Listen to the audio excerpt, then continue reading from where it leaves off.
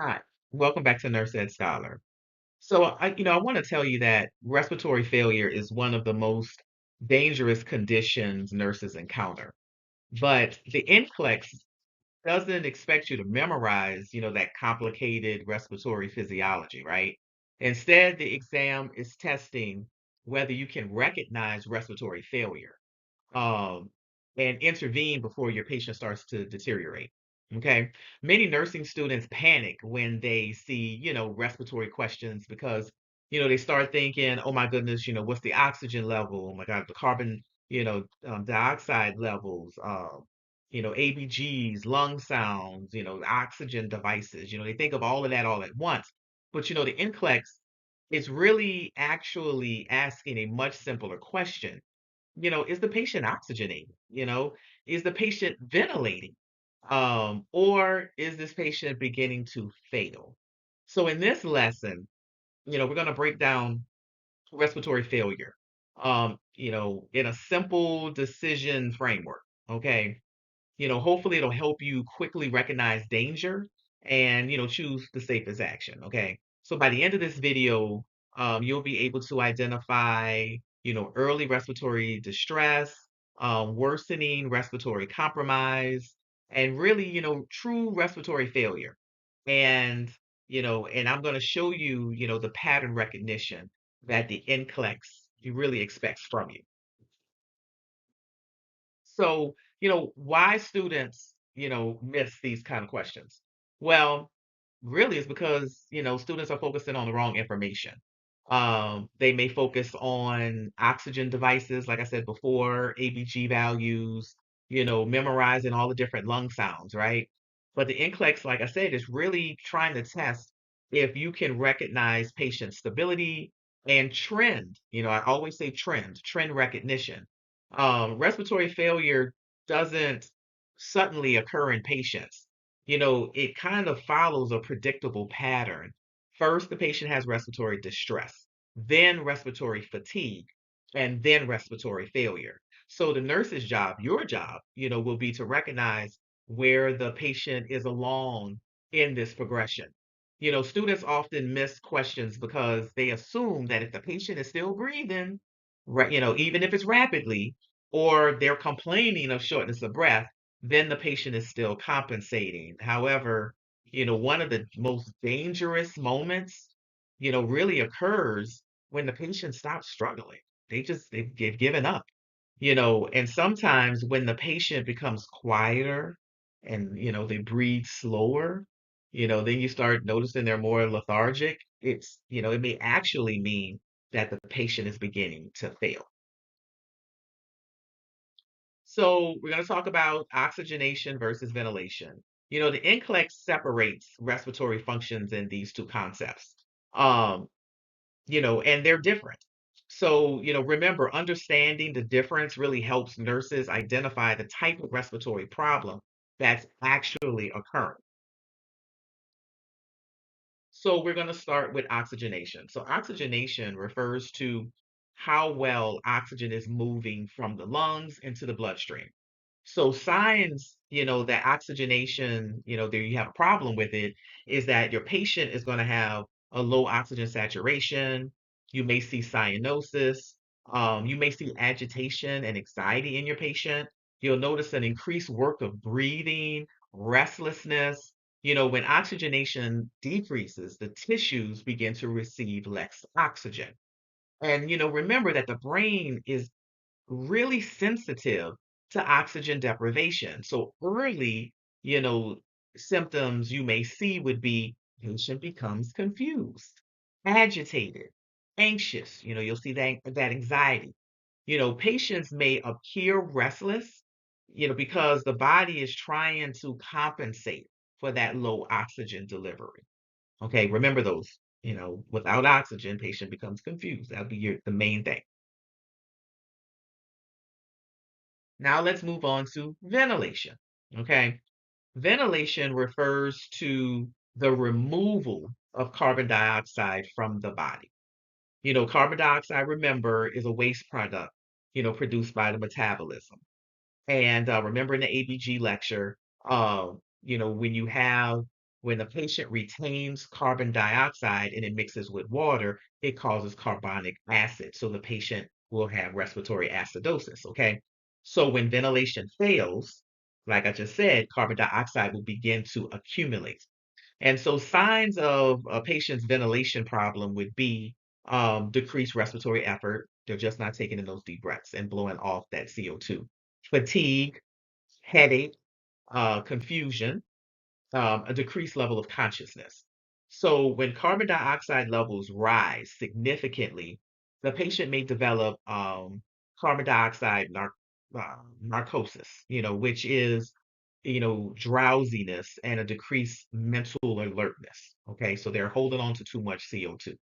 And the NCLEX, they frequently try to test your ability to recognize when a patient is no longer ventilating effectively.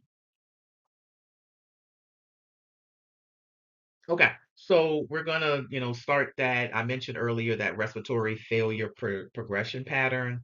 Um, So we're going to start here.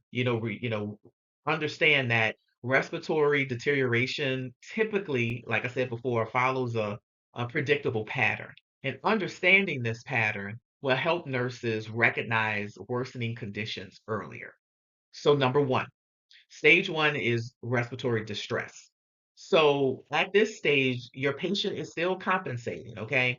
And you may see these signs, tachypnea, anxiety, restlessness, increased work of breathing, and accessory muscle use. Remember that these patients often appear anxious and uncomfortable because they're working really hard to breathe. So remember, in this stage, the patient is still compensating. Okay. Now, stage two, respiratory fatigue. As the respiratory, they're breathing, they're working hard to breathe. And as those respiratory muscles begin to, tire out, the patient begins to just lose the ability to maintain that compensation. All righty. So at stage two, respiratory fatigue, you'll notice in your patient slower respirations, shallow breathing, increasing confusion, uh, decreased ability to speak, extreme fatigue. At this stage, it's dangerous because the patient may appear calmer, but their respiratory muscles are failing.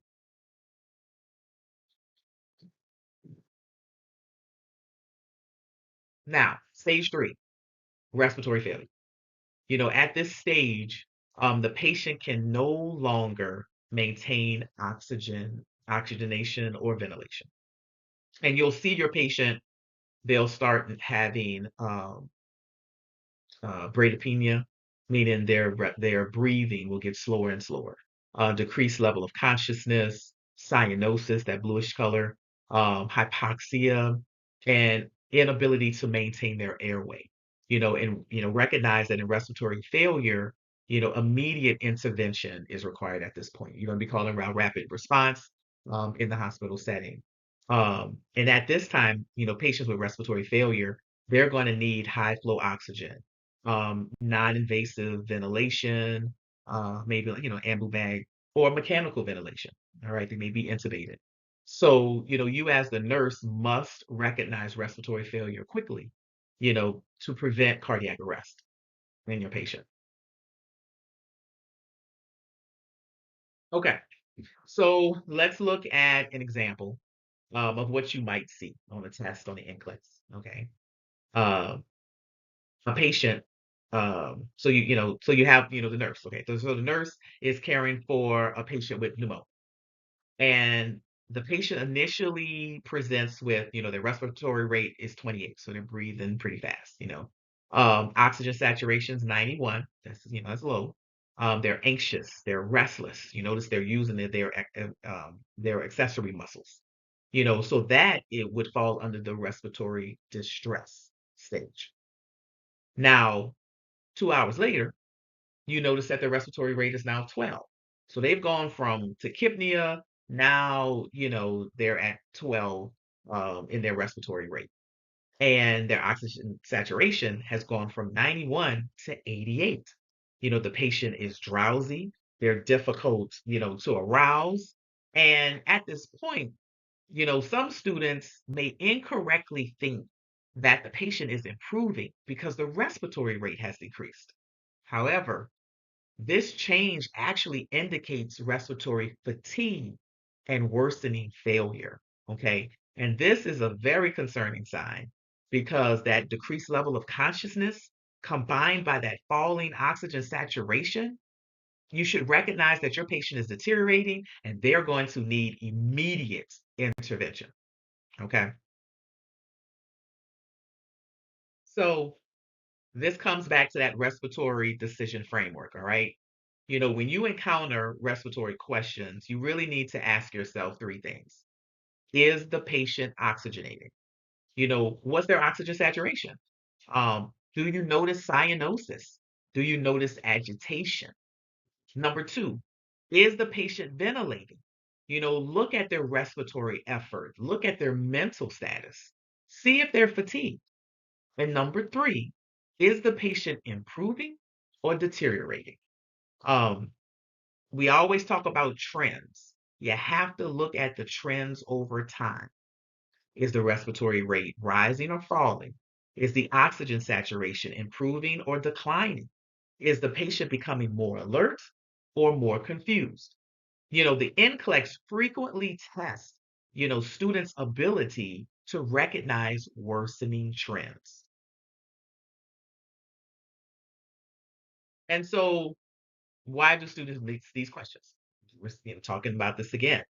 Students often miss respiratory questions because they assume that the patient is improving when the patient becomes calmer. However, like we talked about, decreased agitation can sometimes signal respiratory muscle fatigue and worsening failure. That is why looking at trends, assessing your patient is so important. You know, the safest approach is always to evaluate the respiratory effort, the oxygenation status, the mental status, and trends over time. When these indicators are worsening together, the patient is likely deteriorating. Okay, so don't second guess yourself. So that's it.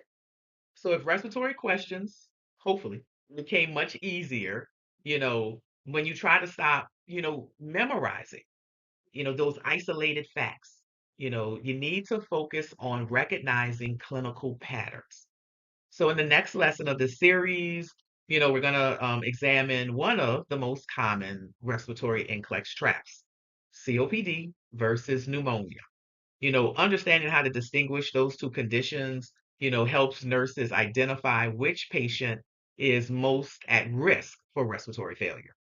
So if you would like additional respiratory practice scenarios and decision frameworks, I'll be creating a comprehensive workbook that walks through these patterns step by step. With every series, I'm creating a workbook that you'll be able to find on NurseEdScholar.com, and the link is below in the description. And if you found this lesson helpful, please don't forget to like the video. Please subscribe, turn on those notifications. Please subscribe again. Please subscribe to Nurse Ed Scholar so you can continue building your clinical decision-making skills. So until next time, happy studying from Nurse Ed Scholar.